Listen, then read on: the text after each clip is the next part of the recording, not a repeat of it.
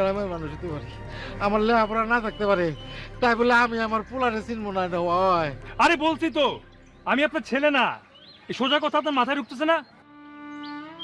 আর তুই কোত্থেকে সব আপদ উঠে নিয়ে আসোস? সব প্রবলেম কি আমার কাছে নিয়ে আসতে হবে? সব আমার সলভ করতে হবে? এখন এই গ্রামের লোক ভাবতেছে আমি তার ছেলে। যা এখন কেউ টাঙ্গাইলের বাস উঠাই দিয়ে আয়। সব ঝামেলা, আর এইসব ঝামেলা আমাকে তার আনবি না। ঠিক আছে যা, তাহলে চলেন।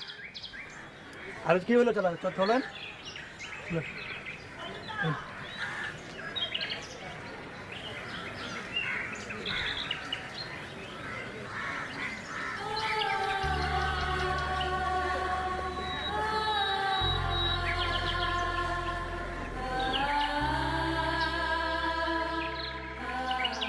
আসলে আমার ভুল হয়েছে বাবা, সারাদিন রোদ্রে রোদ্রে ঘুরছি তো।